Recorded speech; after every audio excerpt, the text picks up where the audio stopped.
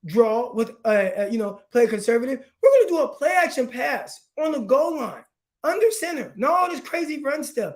And Trey Lance throws a corner route to Charlie Warner for a big gain, right? And you just see Trey figuring it out. Okay, I got to figure things out, but I'm just playing with this certain freeness, right? And then ever since then, it's just like tightly wound, tightly wound, tightly wound. And it gets to a point where it's almost like this kind of like suffocating from Kyle Shanahan. So when we look at him developing guys, does he have to have a guy that comes in and just ready made? Like Brock Purdy was just ready for whatever that opportunity was. Purdy was ready for it. Can Kyle develop quarterbacks? And it's going to be a big question.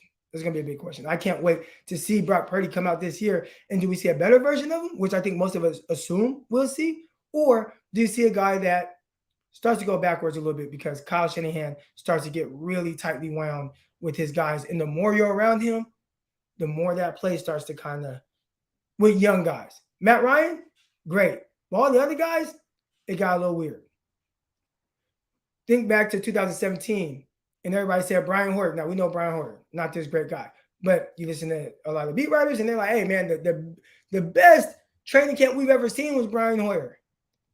And then you get to the games, and it's like, oh, you got to bench this guy, right? And there's something about Kyle. There is something about him. There's something about him where the more you're around him, the more tightly wound that quarterback starts to get. So I think the first one that we're going to really get to see with the 49ers, see if there's a change. Not even the first one, because again, we saw with Jimmy Garoppolo. The best version of Jimmy Garoppolo that we saw was 2017, when he had not really been around Kyle Shanahan. The best version of RG3 that we saw was 2012, when he won Rookie of the Year, before he was around Kyle Shanahan for longer. The best version of Trey Lance that we've seen was probably the Kansas City first preseason game, where he was really loose, hadn't really been around Kyle too long. And the best version of Brock Purdy that we've seen is the guy that was thrown in there and played exceptionally well. And now it's like, all right, we're going to see, does he continue to play at just that? Does he get better? I don't think Jimmy Garoppolo ever got better.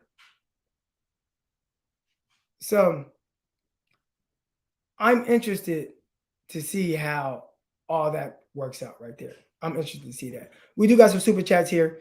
All right. So let me get to my guy, Toby, first. Toby, appreciate the super chat here. So I've never seen a coach have such a long leash as Kyle. I never still win the big one. Oh, and never still win the big one. Top defense, tons of talent on offense. Do we play to be a winning team or a Super Bowl champion? That's a great one. And I don't know how much of that just is on the quarterback position, right?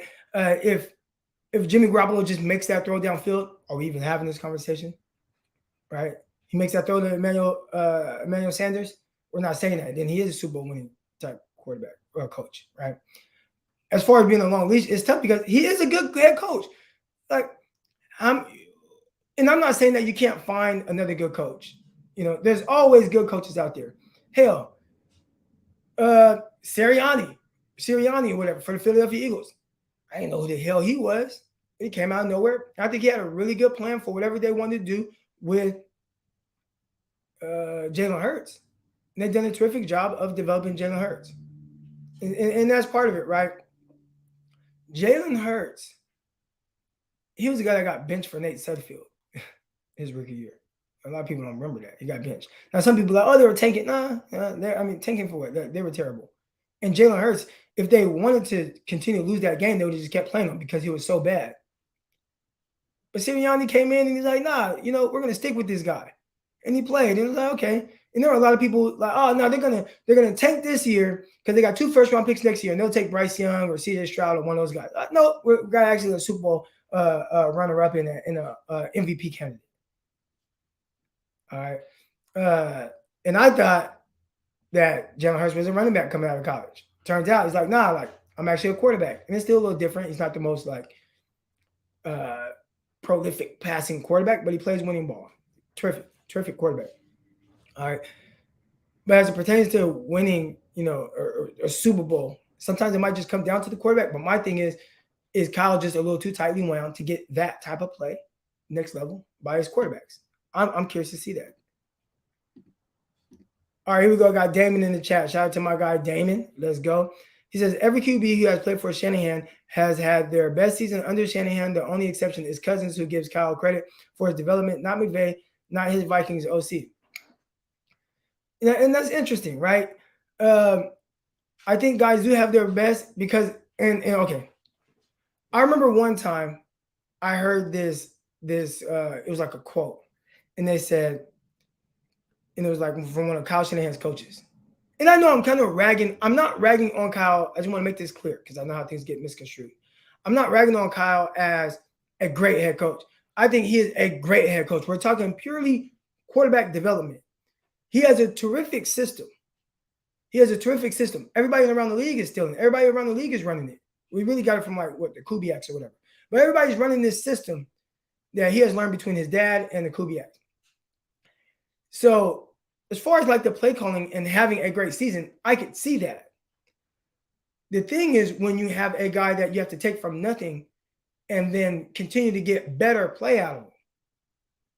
And so far what we're seeing is most of the guys that come in with that are inexperienced with the 49ers have a lot of their success early on with him, and then they either tell off, don't get better.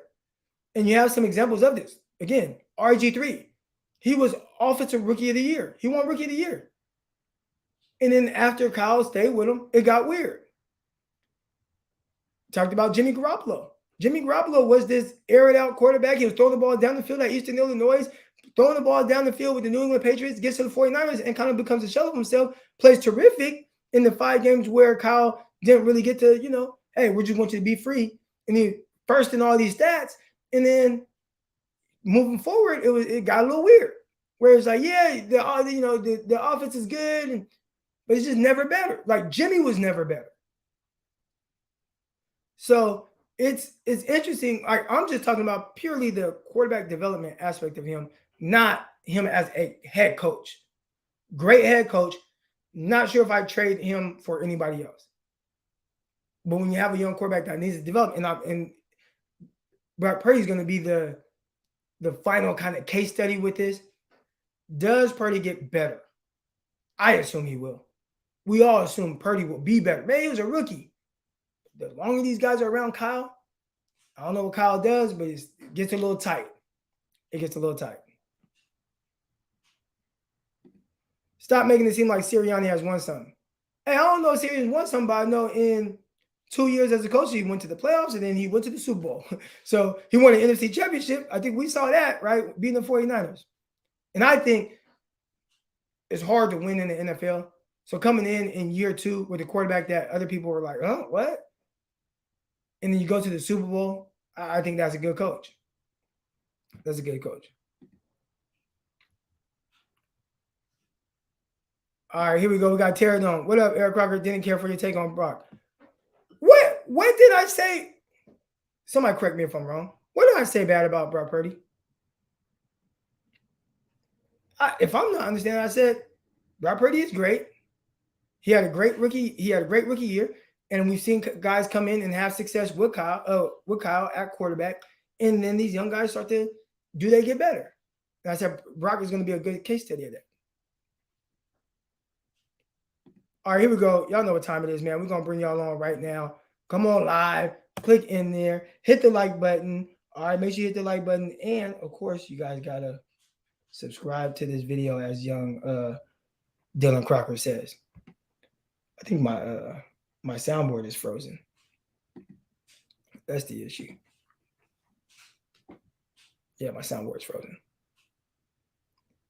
Terry Dome gonna come in. He's gonna defend his guy, Brock. Ain't nothing bad about Brock Purdy. I don't think my mic is on. Hold on.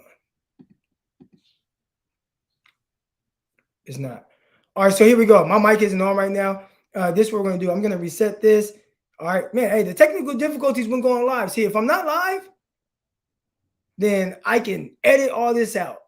But when you are live, can't edit nothing. All right. So this is what we're gonna do. I gotta reset my my mixer.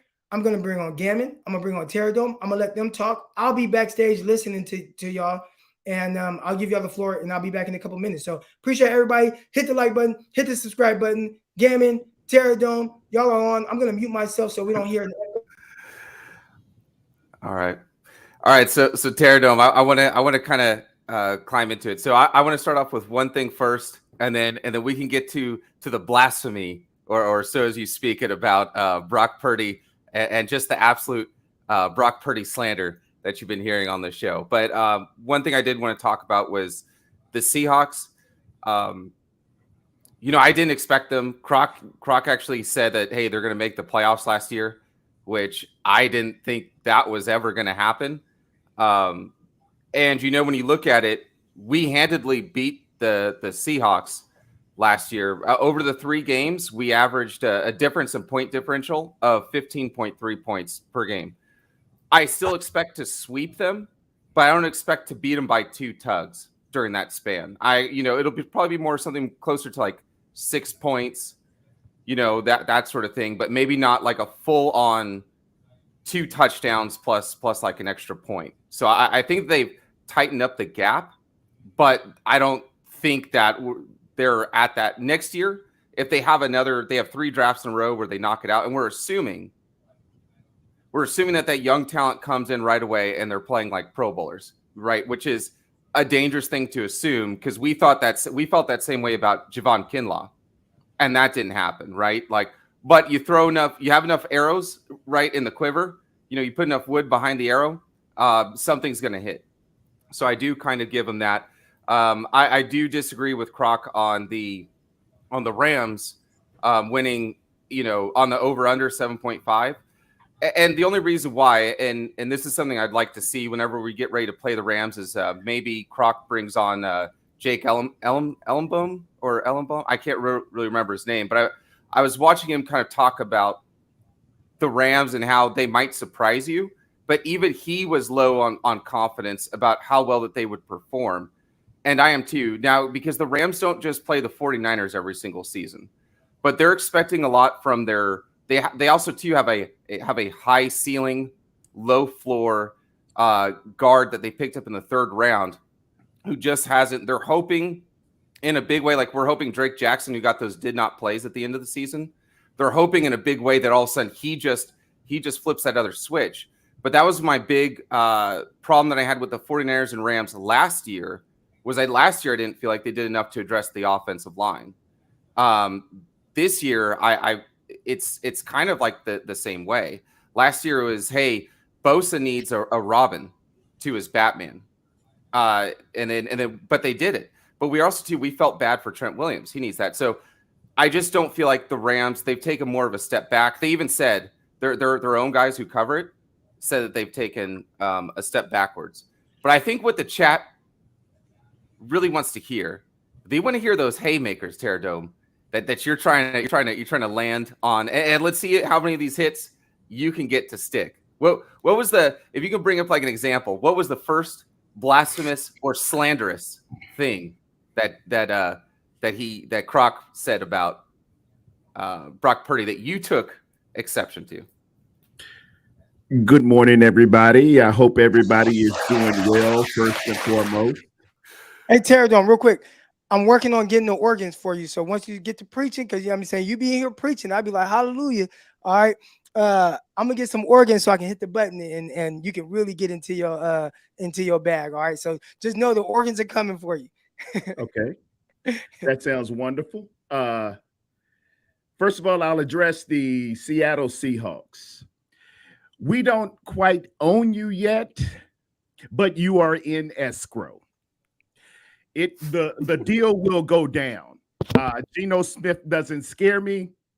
The people that you have, I don't even know your running backs. I don't even know your slot receiver or your defense is subpar. It's 26th rank against the run. We run the ball. We're going to run it down your throat. That's all said and done. Rams fans, RAMS, random munching suckers. We own you, and SoFi Stadium is our Airbnb.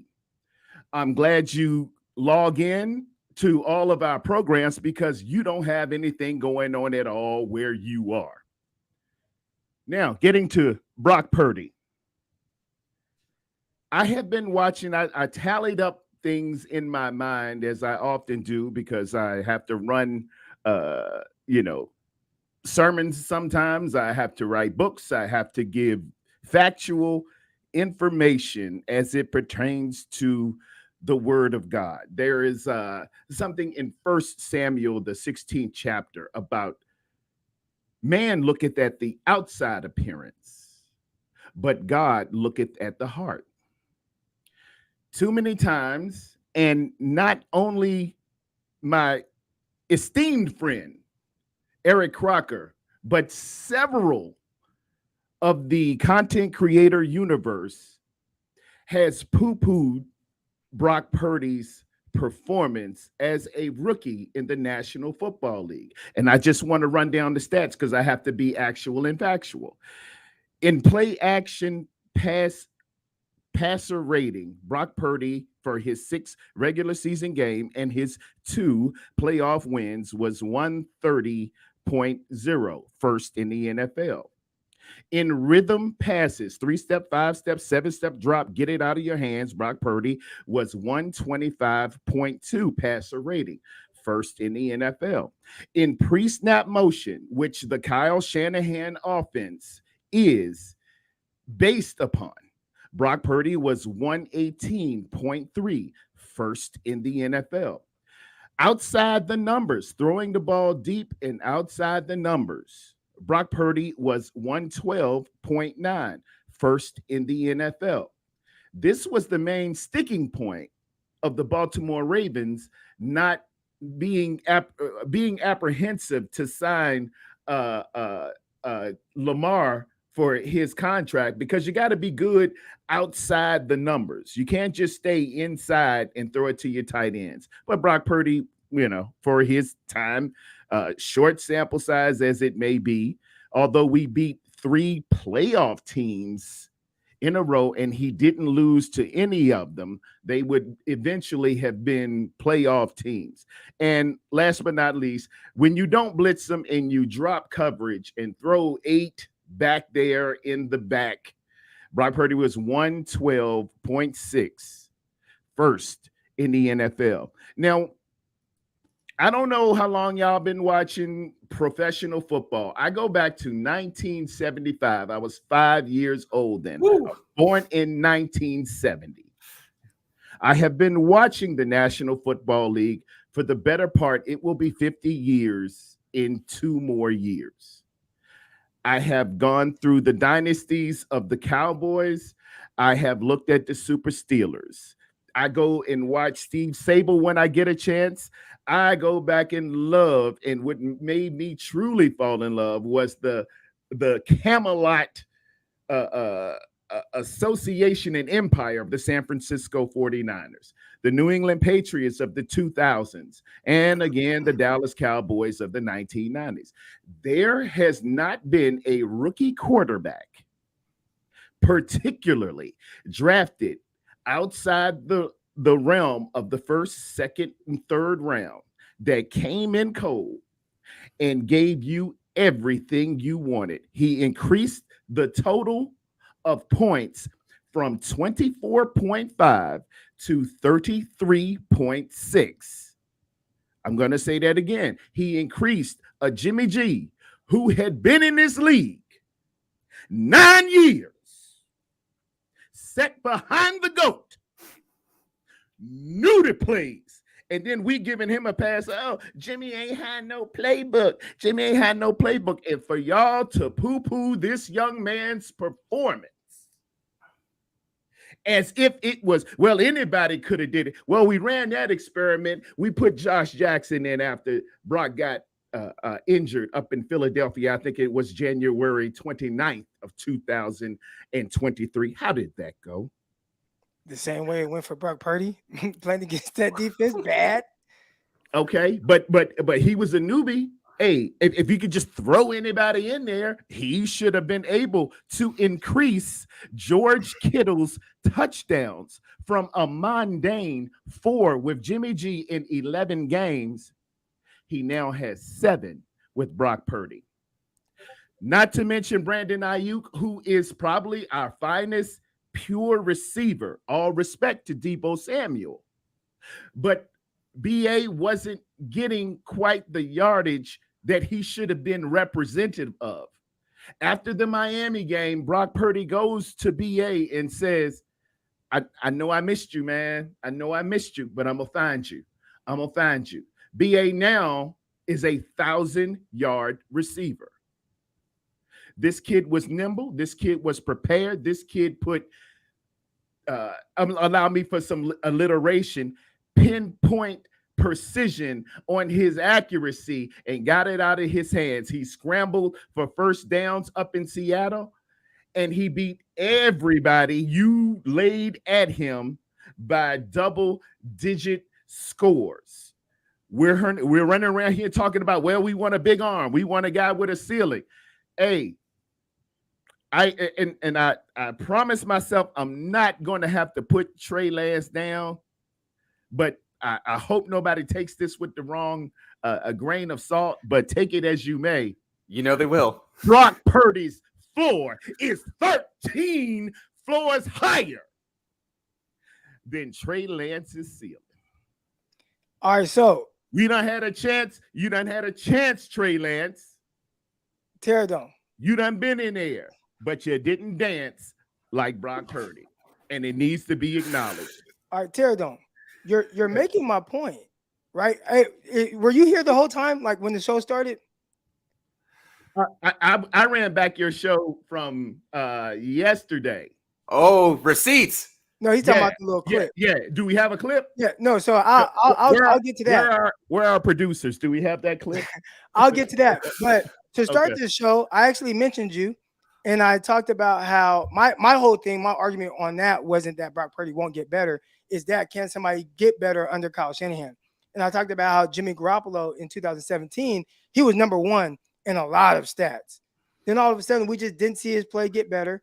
And it wasn't bad. I mean, there were times you could look at, if you looked at Jimmy Garoppolo's numbers, even from 2019, he was top 5 in pretty much damn near every category, right? Jimmy was top 5 in all the categories. But when you watched it, you knew something a little different here, right? Like, it's like, okay, I see that, but why is everybody trying to replace him with Tom Brady and all these other people if he's top 5 in all these stats? And my whole thing was, I never felt like Jimmy Garoppolo got better. I always felt like, man, that 2017, him coming in free and just playing where it's like, hey, I don't really know the playbook, but I'm just going to come in, I'm just going to just do my thing. And Kyle was like, hey, just do your thing. And he kind of just let him be, right? And you went undefeated, and that was the best version of Jimmy we've seen from an efficiency standpoint. And I said, I feel like, again, this is going to be the biggest test for Kyle with Brock Purdy, where you come in and he's doing all these things like Jimmy, number one in all these categories, terrific offense, scoring points, all those things. When he sits down with Kyle this offseason, and now Kyle gets to like, okay, I let you kind of be free last year, but now this is what I want you to do, and you have to do it this way. Do we see a better version of Brock Purdy, which all of us would assume, dude, he did this as a rookie, no true offseason as number one guy, not getting the reps, coming off the bench, needed 2 guys to get hurt, and he played exceptionally well. So, he's only going to get better. But will he get better? I would imagine. And that being said, I think the best version of Jimmy was post us getting CMC. It really helped him out tremendously. And with that, we averaged 24.3. Everybody remembers the greatness of the LA game, who we beat all the time. I mean, we fall out of bed. We own them. But do you remember the 13 points against the New Orleans Saints? Yeah. Brock Purdy came in with that same offense, that same playbook, and scored double digits more than Jimmy G. All I'm saying is, please, everyone, if you love Trey, if you love Sam Darnold, I don't care if you want us to trade for that, what's that, ayahuasca smoking a guy that got up in New York, Aaron Rodgers. That's good. Please acknowledge and don't disrespect the performance that Brock Purdy gave us, who I feel, in my opinion, was the best performance from a quarterback there has been in the Shanahan era. Without a doubt. Without a doubt. That's So all I say. That's where I'm especially at with over it. like an extended period of time. Because again, we saw 8 weeks, and I think that's where I see depends on who B you Mac. talk to. I'm sorry, man. I see B Mac saying, how did he do against the Cowboys? The Cowboys were very, very formidable. But I will bring that back with this.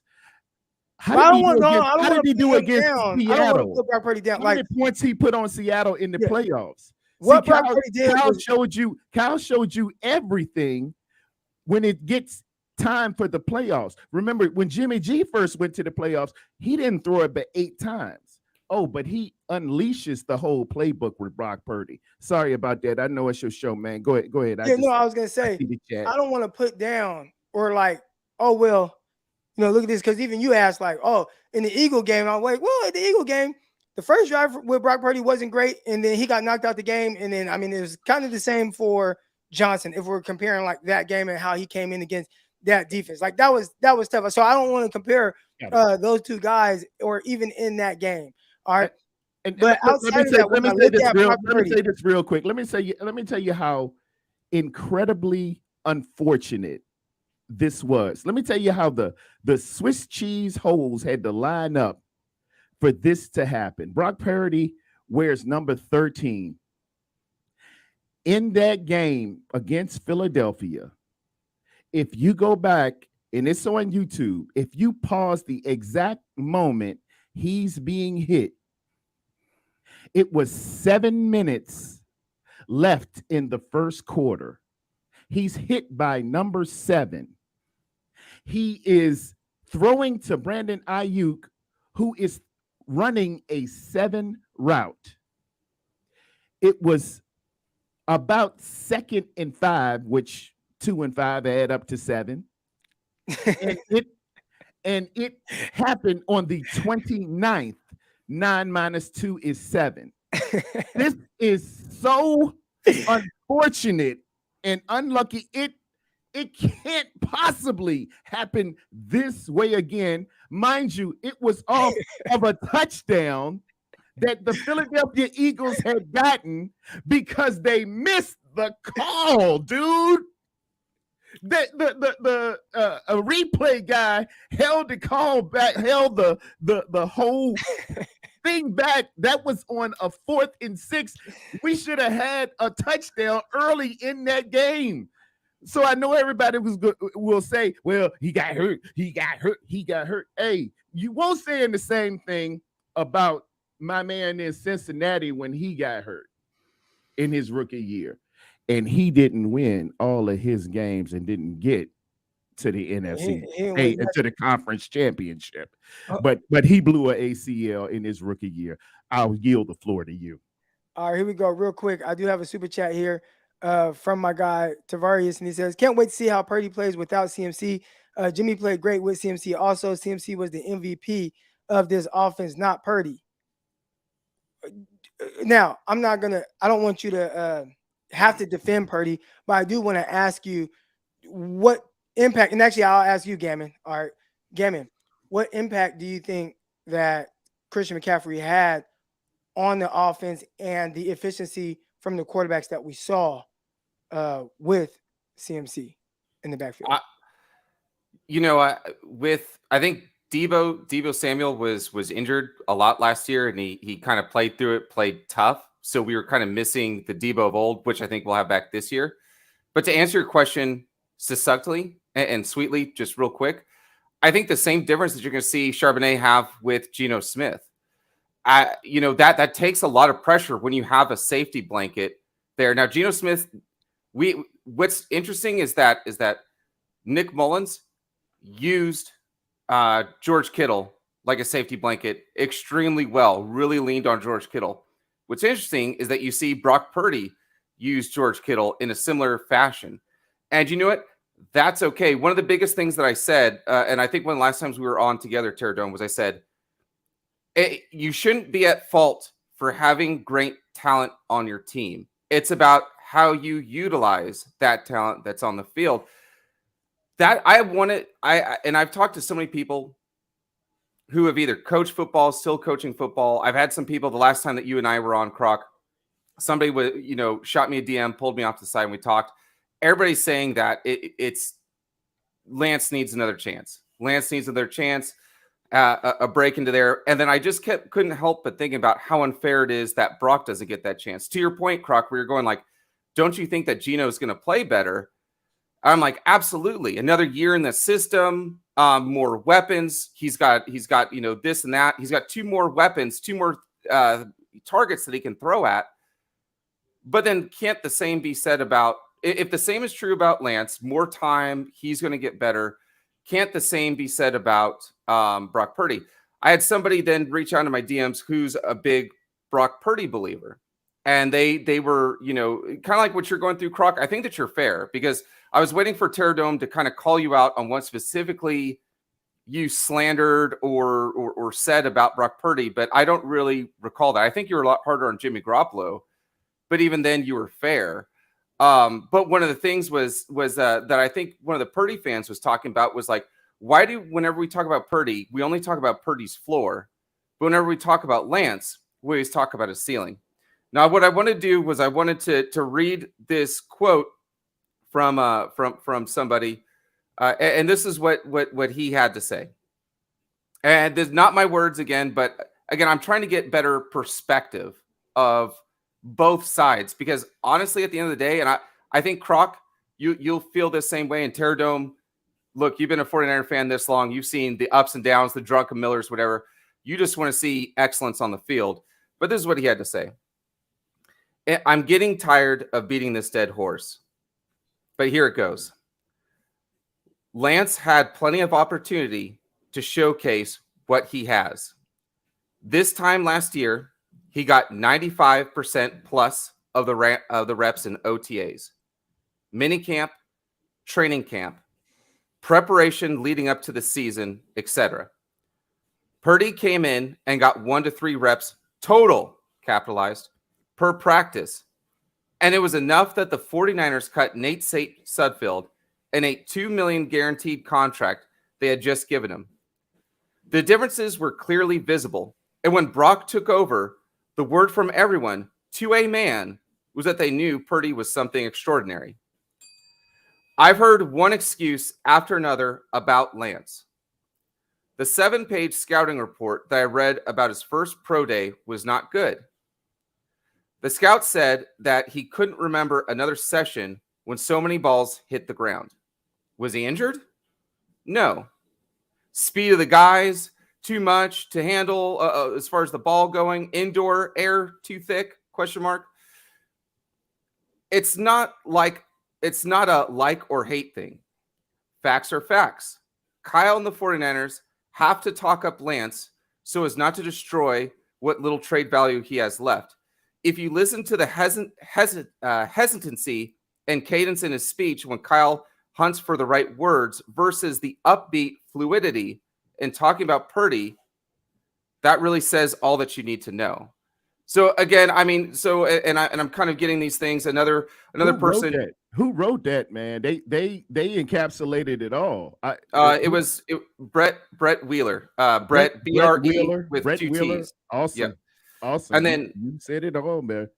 And then another person said, so again, these are because I like to say facts over feelings, but whenever I'm in like a discussion argument and then somebody says something, and then whenever I notice that I'm getting like upset or mad, sometimes I start to go like, well, maybe it's because I'm not wrapping my head around their point of view, and I'm upset that they're not seeing my point of view. But there's been times where, and I've said that, in the Army, where I was like wrong, but because I wasn't 100% sure, maybe even sometimes I listened to a subordinate, it worked out, and I was just like, man, I sure am glad like I had the ability to focus and listen and realize that maybe I'm not the end all be all.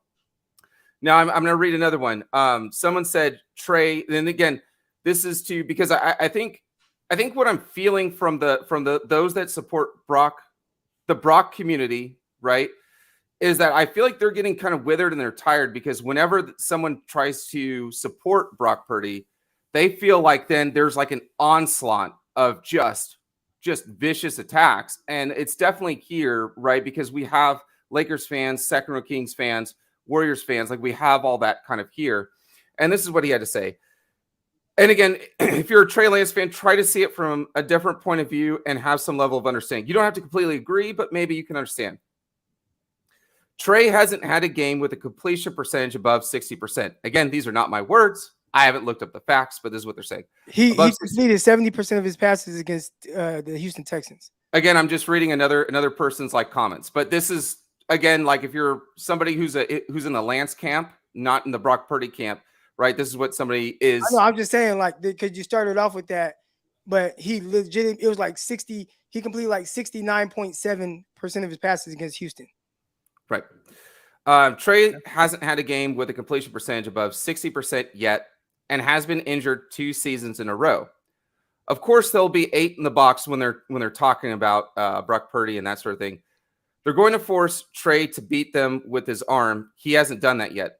Purdy went game after game dealing with an insane blitz numbers and produced anyways, averaged over 30 points per game after he stepped in and was the number 1 offense in his starts. It ain't a coincidence. And if you think otherwise, you're just obviously biased. And then let's see here. And then, and again, I'm not even looking at the comments because everyone's probably going to be yelling at me. But again, this is not my comment. No. Okay. No, it's you just giving the facts. Another person said, blitzing rookie quarterbacks typically does work, which is why they were doing it. They took a few games to realize he wasn't playing like most rookie quarterbacks. That's the special thing about Brock. Not the fact he was on pace for 4K plus yards, 30 plus touchdowns, or a near 70% completion percentage, but all that combined with him being a rookie. I'm open to Trey. Mr. Irrelevant. That's what they. I'm open to Trey proving everybody wrong, but I just haven't seen it. And that is, I think that's kind of the big thing that I'm kind of getting from, because I'm getting DMs from Lance fans, I'm getting DMs from Brock fans. They're both really passionate about it, but for I think it's about what they're seeing or fear of the unknown. I'm not really honestly too sure, Croc. It is exactly that, Gammon. It's just, man, if Trey would have come in his rookie year and did what Brock Purdy did, we'd be talking about the second coming of Patrick Mahomes. It's as simple as that, but because it's in this package of Mr. Irrelevant, because it's in this package of a 7th round pick, because it's in this package of a short white dude, we are poo-pooing and saying, he did just what Jimmy G did. No, he didn't. And even if he did, that would have been astounding. He surpassed that. Let's talk about what I'm held up on. If we were to talk about, and here's the thing, I'm not going to give the credit to Kyle Shanahan for developing. If Sam Darnold ends up starting and he has the best year of his career, I'm not going to give Kyle Shanahan that credit. Well, I'm going to give Kyle Shanahan the credit for is having the wherewithal and the ability to hire the best coaching staff that's in the NFC West, position coaches, top and bottom. But I'm going to give that to just like the head coach that you played for the Jets, but then also to who's your defensive backs coach, right? The one who was in the trenches with you. That so far, I'm not saying you didn't get anything from Tim McDonald, right?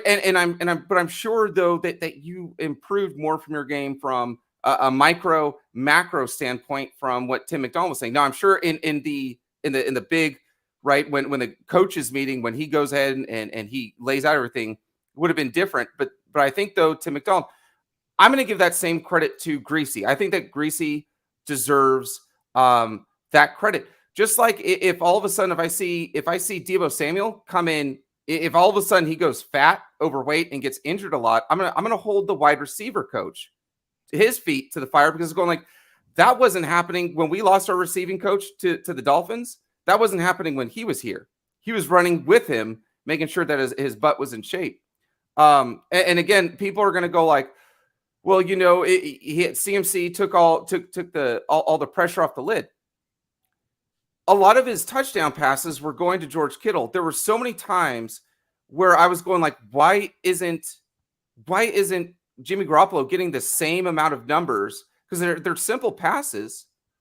You know what I mean? If we're talking like a 5-yard dump off or 6-yard, 7-yard, and George Kittle just hulks it for like 3 guys jumping on him, and he just hulks it down like another couple yards. Like people are literally climbing on him. Like I would. I'm 6'2". If I went to like my wife's elementary school teacher, if I went there, I'd have kids climbing me all over me the same way that George Kittle did. It looked different. That's all that I can say. I'm not smart enough or intelligent enough. I don't know everything. I don't coach players like you do, Croc. But the one thing is I have to go by the eye test. And the thing was, there were so many games where we won 21-17 with Jimmy Garoppolo, but it was such a cardiac experience. It was like it was a nail biter every single time. Like, we're gonna win, but oh my God, but after the game, you go like, there was another 10 points left on the field. Like, you just knew it. Yeah. And here's, yes, CMC helped between, from the 20-yard line on our side to the opposing team's 20-yard line. But then you know what he did? He was like, who's the biggest, baddest boy out here? George Kittle. And George Kittle just ended up just feasting, getting touchdowns and just eating in that kind of way. Same thing. I mean, if it, making the right read and that sort of thing. But I will say this: I think Trey Lance needs more experience. People say, "Oh, he's making the right reads, but it's too slow." Well, when I played college basketball, my biggest thing is like sometimes I'd have some kind of neat little flip or whatever, but my play style, I started to notice that I got myself into certain situations that other players did not. So then I started getting better at then. It became muscle memory when I'd feel that body that was on me or whatever as I'm going to the hoop, right? Because I'm just a point guard. I'm 6'2", which is tall in the real world, but on the court, right? That is nothing. That is absolutely nothing. So then I muscle memory. So eventually, I saw it enough times. I'd lay down. I think about like how my body needs to move, how it needs to come around, that sort of thing. Maybe even like get somebody up in the air first, and then it became muscle memory. And then what happened was then I started to notice that like, hey, since I play my game a certain way, people are going to play me in a certain way. And then I can play them off of that. Since I know that this is what they're going to do, then I can now get myself in a certain advantageous positions. Right now, he's at step 1, and he hasn't put those things into muscle memory the same way that Trey Lance or Sam Darnold has. And I think that, and this is where I think that where we have to be fair, if we open up the discussion, I think that Trey Lance and Brock Purdy are in an unfair position because they both need time in the seat. And honest to God, I couldn't tell you 10 to 15 years from now, right? Like I took $1,000 bet against Kruger that Trey Lance wasn't going to be traded by the NFL draft line. But if someone were to go like, hey, $1,000, who's going to be better in 10 to 15 years, Brock Purdy or Trey Lance? I don't know. I don't know. And the other part of it too is I don't even know if we're going to start fast or start slow. I wouldn't even bet somebody $1,000 to tell them who's going to be the week 1 starter. And whoever is the week 1 starter, I've said because of this offensive line, is not going to be your week 18 starter. Right. So let's answer it like this. All things even right now today, if everybody's healthy and 100% good to go, you got Brock, you got Trey. There's no question. Sam Darnold. So there's no. Who's there the guy? is no. That shouldn't Who even do be a you question. want behind center? 100% is Brock Purdy. That's all I'm saying. Now here's my thing, right? And then I'll get into the this. I have some super chats that are waiting as well, and they have some questions in there. My thing has always been, and this is just with me, I am a big believer in player development. And that's what I do, right? I train all these athletes. I got these big ass gym that I own, and I love seeing these kids come in and what they are, and then seeing them work through that. And then, depending on the kid, if they put in the time and the effort, hell, look. I got this kid's jersey right here, San Jose State. You know what I'm saying? You see his sign. Jose. This kid went into San Jose State, a walk-on, and we worked, and we worked, and we worked, and we grinded, right? And then you see the outcome of it. He has a twin brother. He's been all conference, and just seeing where they were when I started working with them when they were in high school, and just the development, and Drew, an undersized, he played cornerback in high school, but not fast enough to play corner at the Division I level, but then small to where he's only 5'10", 185 pounds, so he's the size of a corner, but has the athleticism of more of a box safety, right? As opposed to his brother, his twin brother, 6'1", 210 pounds, and he was fast, right? So they're completely different. But the development of this kid, and those are the things that I look at with these guys. So when I look at Trey Lance, right, I see what a guy can potentially become if the things come along the right way, in the sense of what he needs, right? So that's what I'm identifying with Trey is the things that he needs. Brock Purdy comes in ready-made, and he has all these things, and I look at him and I say, hey, you assume that he'll get better, right? You assume he can get better.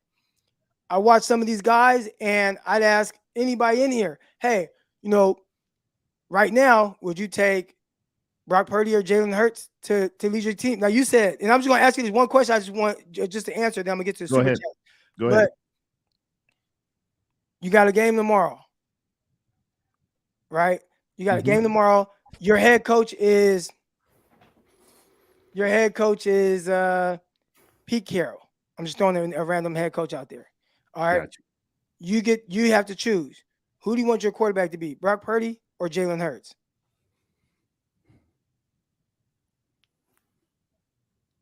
I got Brock Purdy. Oh man. I got Brock Purdy. And I will send y'all a tweet. I will send you a tweet. I've broken down 28 things that these are virtually the same guy. All right, these hold on. are really the same guy. But one is African American and the other is Euro American. That is the slightest difference. 28 points I make, and you be the judge. Oh, Terradome. You be the judge. Oh, Terradome. All right, okay. So you be the judge. And I'll tell you to a man right now, if he didn't get injured with the 7 minutes left on a 2nd and 5 after a bogus call, he would have whooped them Philadelphia Eagles like they stole something. Debo will tell you, all the players would tell you, they believe in this kid. I hear them. So this is my pushback on that.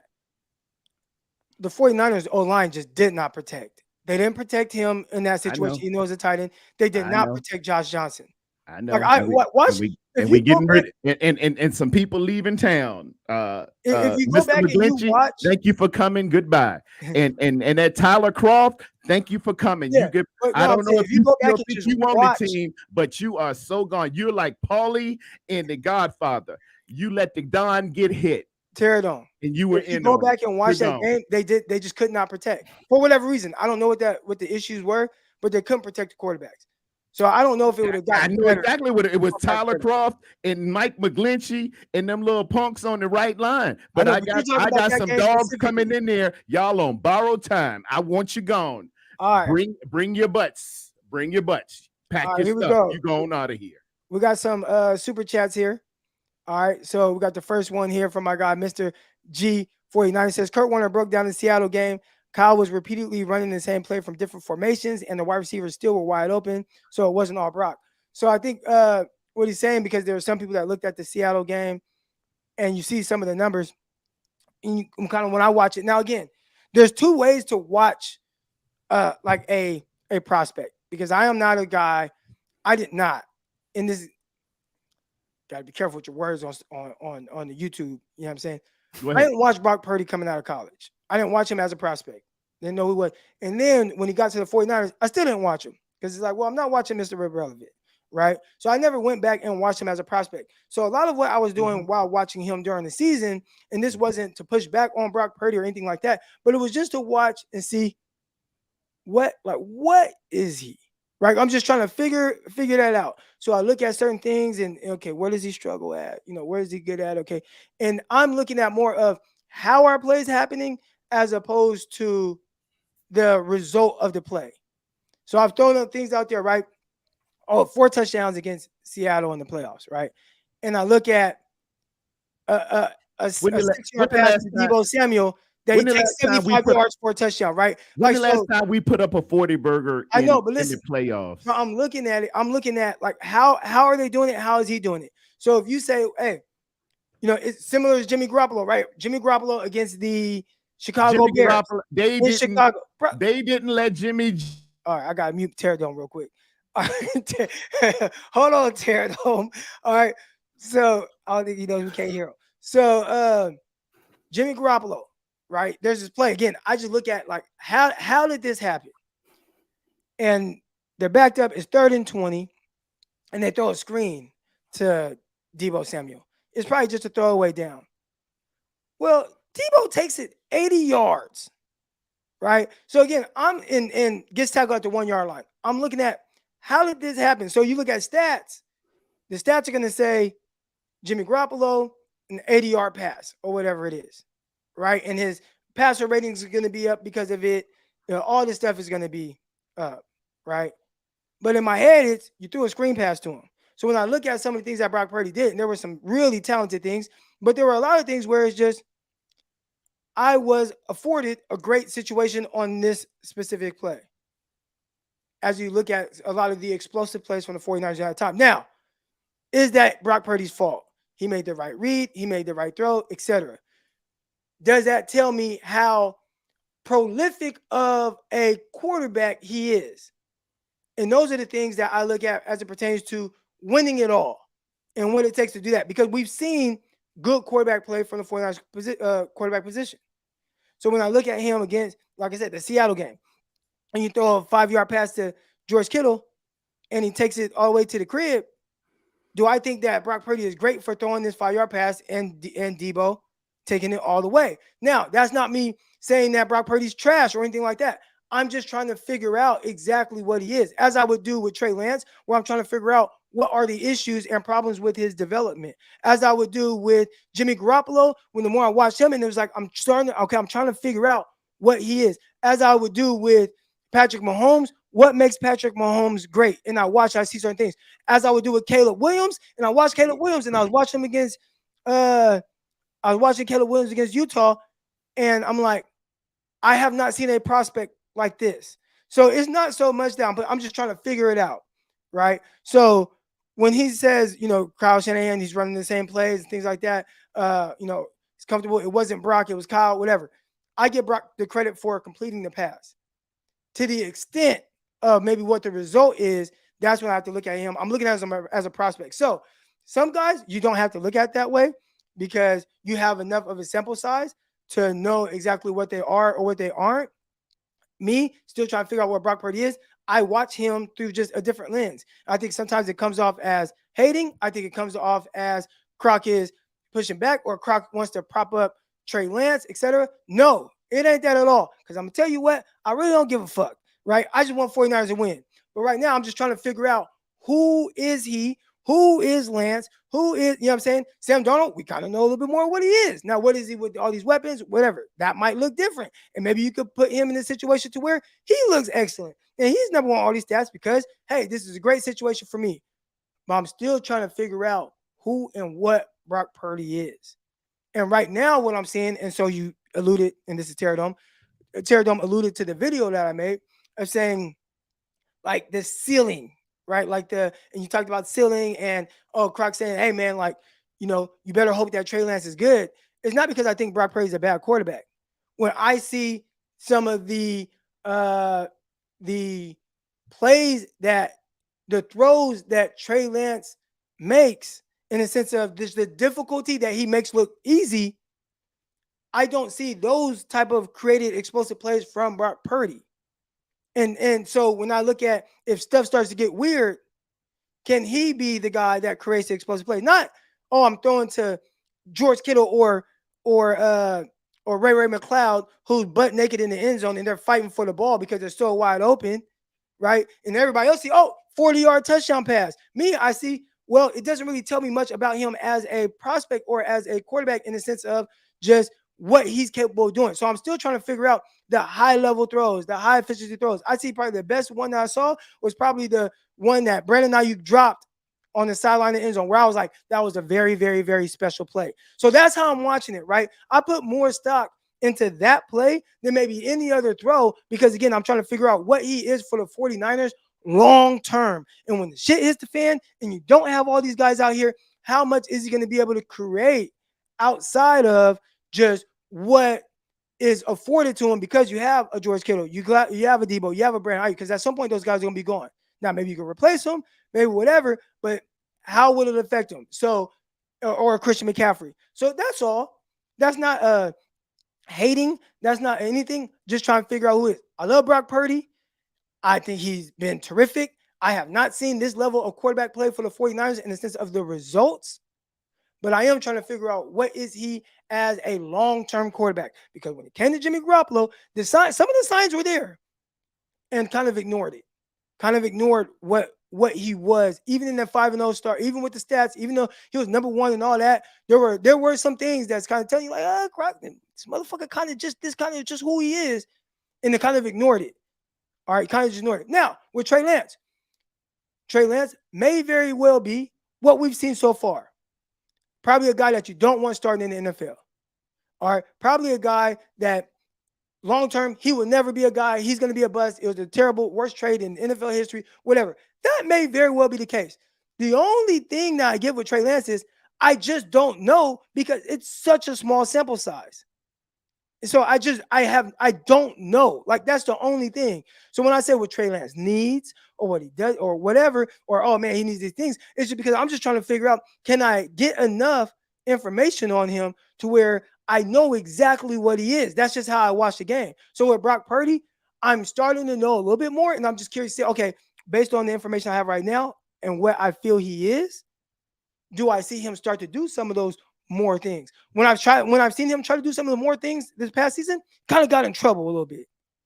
He kind of got in trouble a little bit with some of the things. So that's all.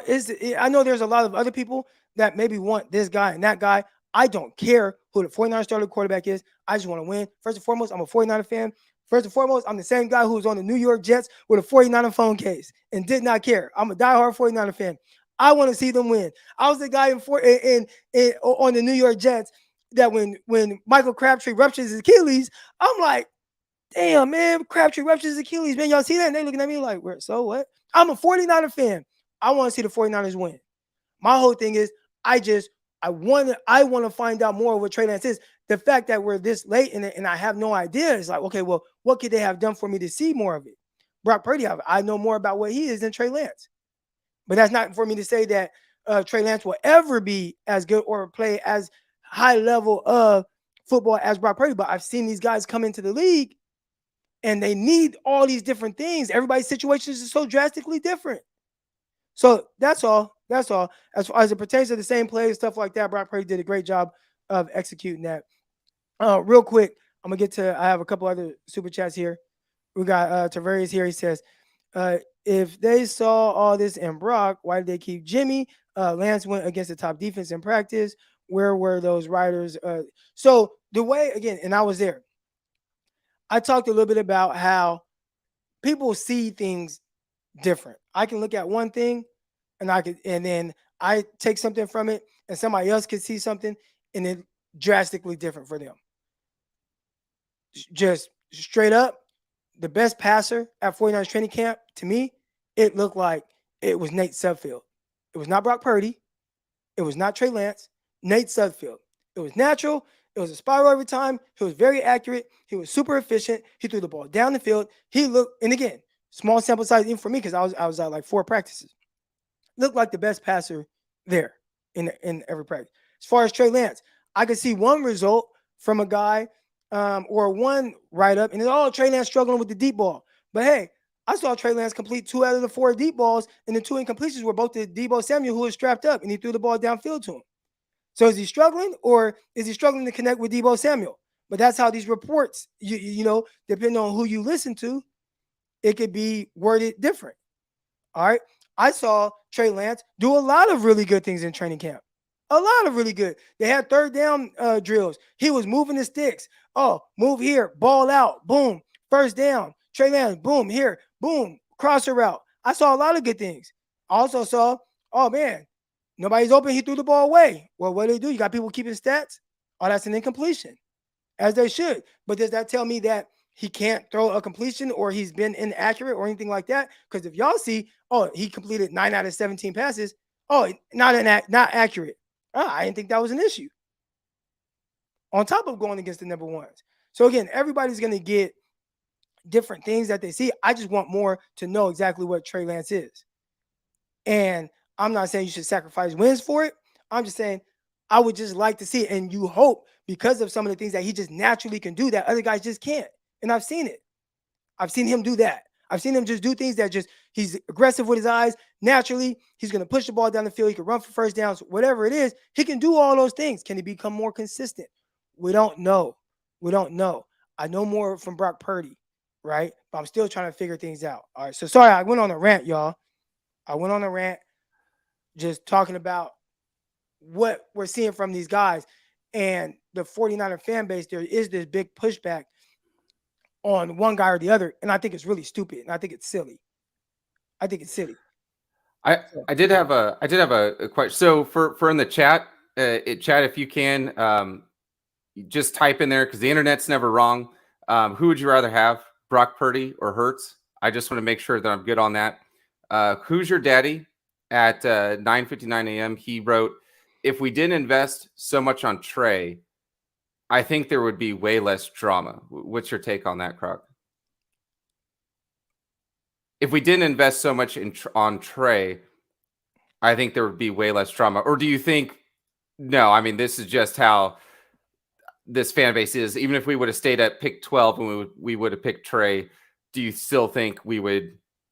Yeah, I mean, this is a pretty big position here. I think again, I don't know. It's hard to with fans because the root, fanatic, right? They're going to be wild on both sides regardless. So I don't know if and my bad, Terry, don't let me unmute you. I think regardless, if you see a guy that looks the part, right? 6'4", 230 pounds. He can spin it, throwing the ball down the field, etc. You see the explosive plays. They're going to be enamored with that regardless of how much you put into it. So now, let's say like Jalen Hurts, right? Because we just used him as an example. Jalen Hurts was a second-round pick. So you might not be as willing to hold on to him as long as you maybe would a Trey Lance that you invest a lot more in. The issue, I think, even with the 49ers, and probably what they'll tell you too is, yeah, we've seen them in practice, seen certain things. You heard Kyle Shanahan like, well, he understands the stuff. He just needs to play, get those reps.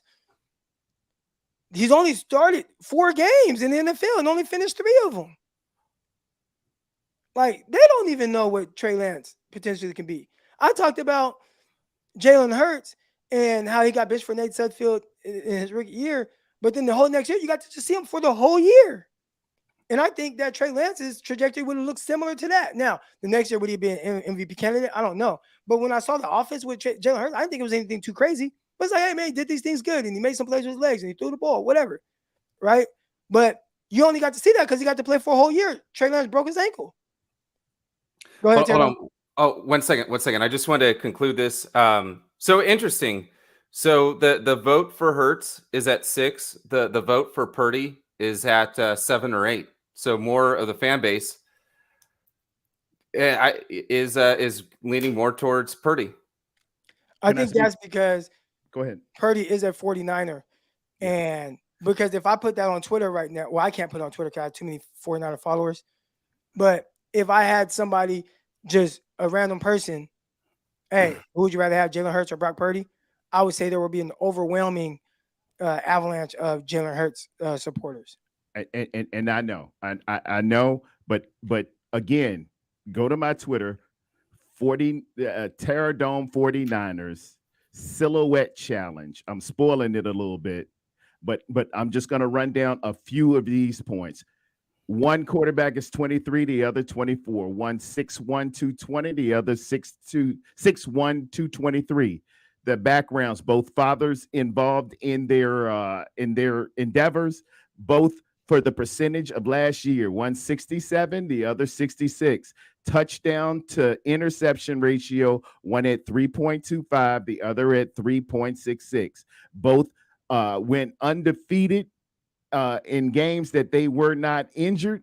Both only had the one loss in the postseason. Both had a 65.5 QBR rating. The other had a 66.4. Both had a passer rating. Brock was 107.3. Jalen Hurts 99.2. I can't never say that right. Both started 4 years of college. Both were recruited by the University of Alabama. Both played in the Big 12. The traits to describe both of these young men are leader, humble, humility, both multi-sport athletes, both are their profile out of school. Trey was a 3-star recruit, while Jalen Hurts, a 4-star recruit. Both threw 80 touchdowns in college.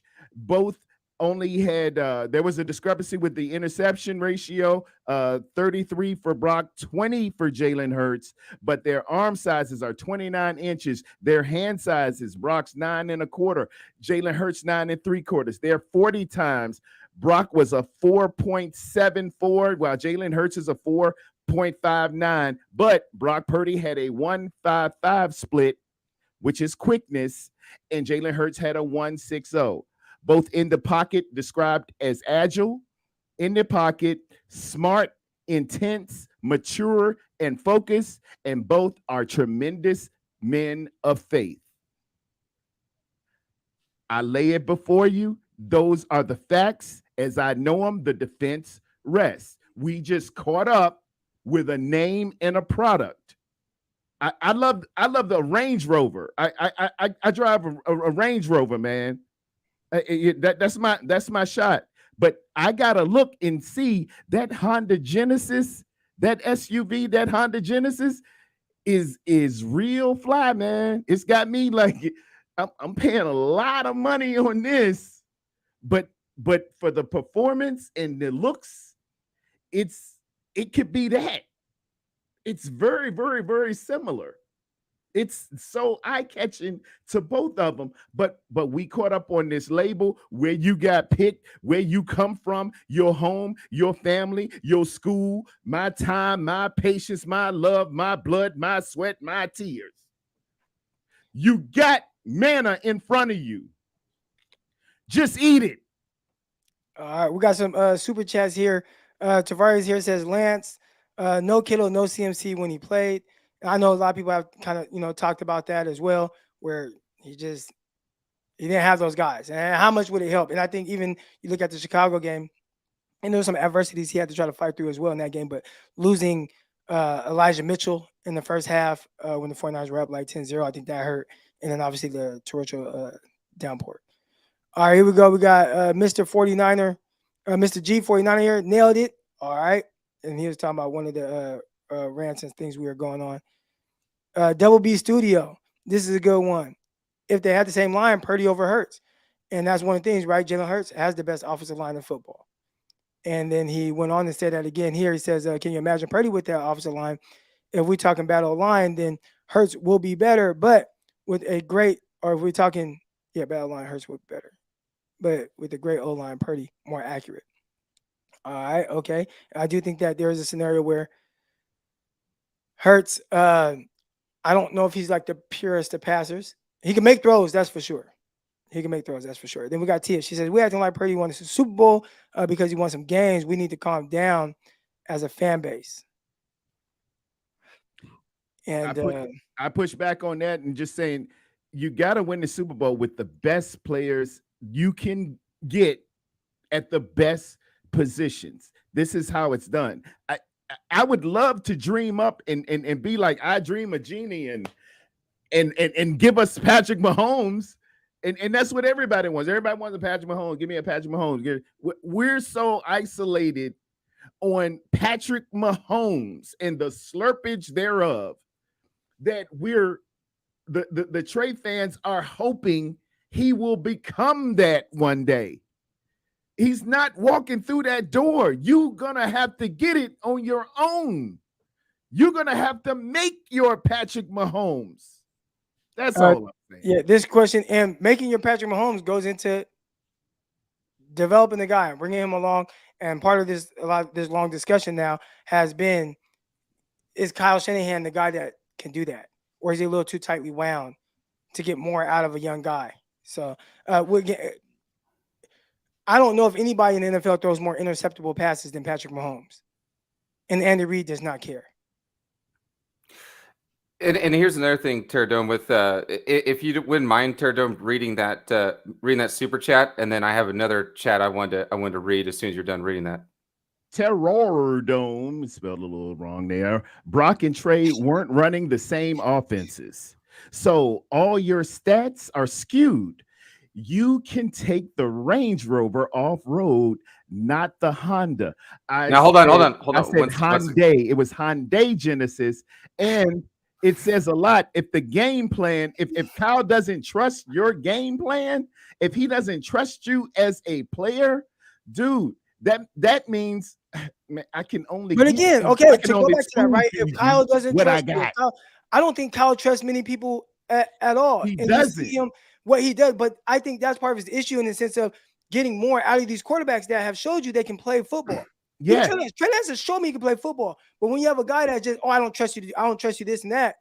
Well, you trusted him to draw up the big play action pass in one of his first throws of the season where he throws an 80-yard touchdown. Yes, you trusted Trey Lance backed up in the end zone in that situation where you did play action from the 2 and let Trey Lance throw. But then when things get a little tight and now you want to be over controlling, how much does that kind of stunt some of the growth of these young guys? As opposed to what I just said with Andy Reid, who 4th and 2 against the 49ers in the Super Bowl, he got Mahomes lining up and they did the little spin, the little loop-de-loop, and then lined up and then boom, snapped the ball and they go. He just has his guys playing loose in the biggest moments. I know. Right? So you know. just said, Kyle, he don't trust but this is what we got. Right. Kyle will only relinquish what he has. It's hard for him to trust rookies. I think personally, Jordan Mason is a really, really wonderful, pure running back, but he's got CMC back there on the running plays. I think we should use more Jordan Mason, but Kyle doesn't trust the fact I don't like rookies back there. I'll get Elijah back there.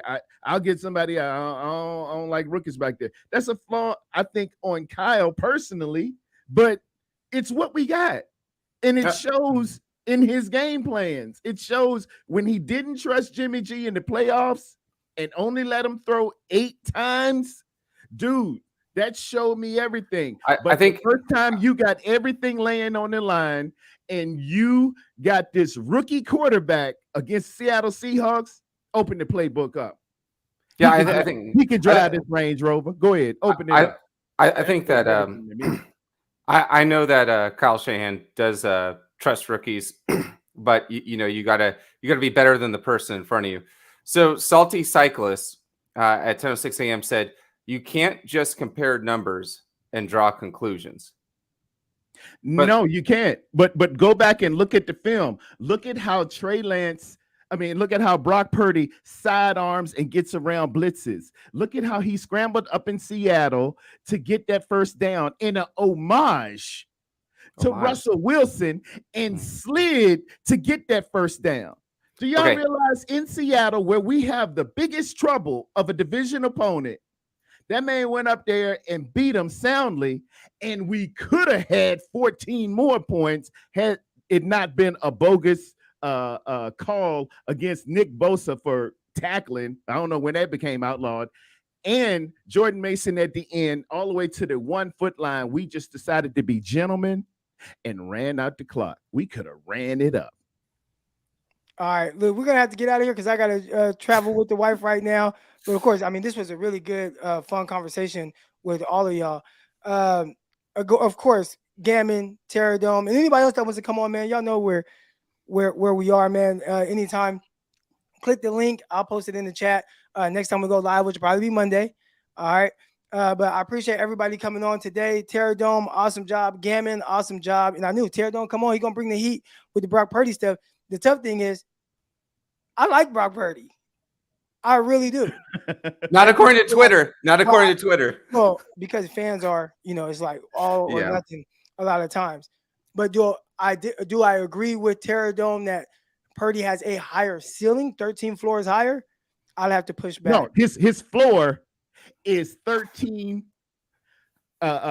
floors higher than Brock's than Trey Lance's right now. Trey Oh, okay, Lance, you always said so. Trey That's Lance, different than what you said yeah, earlier. yeah. And I would floor, agree with that. Well, his I don't floor want to right say here. 13 floors higher. Trey's got some serious thing to get to the floor of Brock Purdy. That's what I'm saying. I don't know. He's got serious work to do. I don't know if it's to the He better extent get that, his accuracy right. He because better again, and you watch. he better put up more than 33 points a game with this offense. He's got I ain't saying he can't do it. All right, I'm Terry, not we're saying gonna get that. back to this. We're gonna get back to this. Go ahead. All right. But again, I appreciate you coming on, and Terry, I appreciate you coming on as well. Thank you guys. Thank you. Thank you. God bless y'all, man. Thank y'all so much. All right. See, and I feel like that's how like debates or different opinions, and I think even with Terry Dome and I don't think we're actually disagreeing in the sense of what the guys are right now. I actually kind of agree. Not the 13 floors higher part, but I do agree. I think we're on the same page. I think if anybody asked me, hey, Croc, right now, you want to start Trey Lance or Brock Purdy?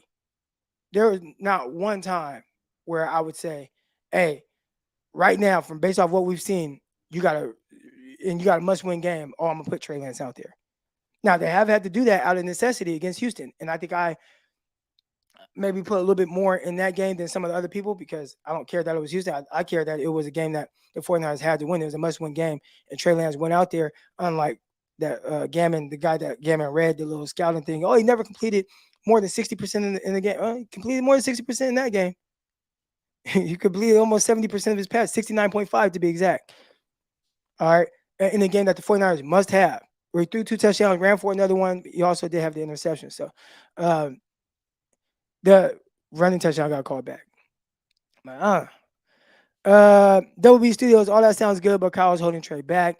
Give him the Purdy book and let Trey cook. I see what you did there with the rhyme. I actually don't think that Trey's playbook is as drastically different as the other guys. I think it's just more the running part of it. But if you remove the running as far as the passing concepts, I think it's a lot of the same stuff. Now, what has Kyle been able to build on? That's the part, right, where we don't know because we haven't seen Trey Lance get through back-to-back games starting. So I don't know how much more he could grow. And again, he started week 5 against Arizona Cardinals, then didn't start again until week 17 against the Houston Texans and won that game. Then we see him start against Chicago Bears in the regular season. And I actually thought, and I think my guy Grant Cohn said this, if you pause the game to start the fourth quarter, it was top 10 stats for the week in the sense of efficiency. And then this tsunami came and I was there. It was terrible. And then the ball started flying off and that threw his numbers all off. Then he came out against Seattle and completed 2 out of his first 3 passes. His one incompletion was him getting hit while throwing it to trying to throw it out, but they didn't bite on the boot. And he completed his other 2. Then he broke his ankle. So I don't even think it's that he can't run an all or this and that. He just has to play more. And he can't keep getting hurt. Now, can he play more so we can figure out who the hell he is? And that's more the issue, in my opinion. That's more the issue. We just don't know. WB Studios back. Appreciate you right now. Kyle needs to let Trey ruin his own career and not predetermine without letting the kid actually play. That's why I'm mad. If Purdy was in Trey's shoes, I'd say the same thing. My only pushback is the NFL is a business. So regardless if you know what's best for Trey, etc., it might work for maybe a different organization or a different team, but it's not going to really work for 49ers because of what they want. So the biggest issue with drafting Trey Lance, and I don't think they were wrong on the ability. I don't think they were wrong on the mindset, the work ethic, the player, all that. They were wrong on what he needed as it pertains to the timeline of the 49ers and where they were. So if you have a team that is ready, hey, we got to win a Super Bowl, and we're going to trade all this to draft this guy number 3 overall and not care about what it's going to take to develop him, don't draft him.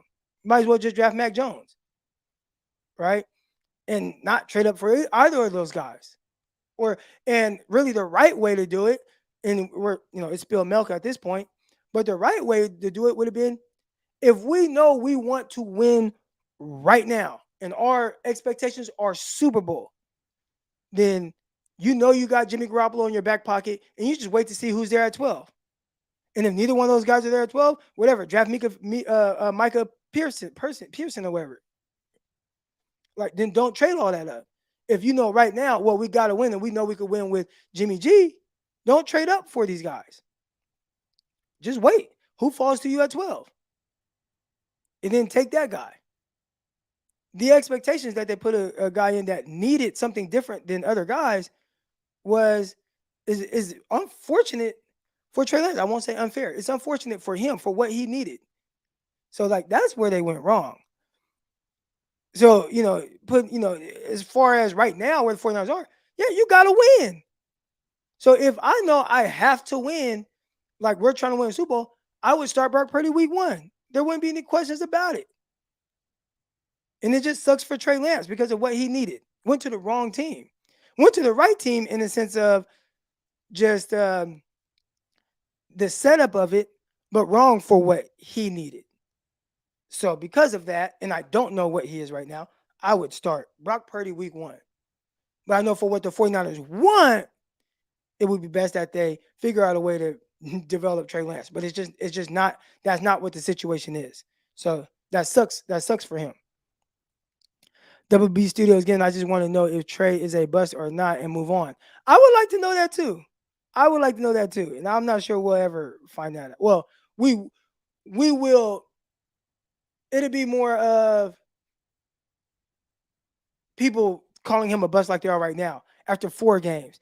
And how many guys have been labeled a bust after not even being able to play 4 games? I mean, you just never see that. But because of the situation that the 49ers have put him in, that's what it's kind of made Trey Lance into. Where it's just like, well, we all know. So, Brock Purdy's playing extremely well. He's playing high-level football. Well, you just stick with Brock. And Trey, he's a bust because it didn't work out. When really, he didn't really give it a chance to really work out. But more so because of the circumstances. So I appreciate everybody that's in the chat right now. Hit the like button. Hit the subscribe button. Thank you all for joining us on this beautiful Friday morning.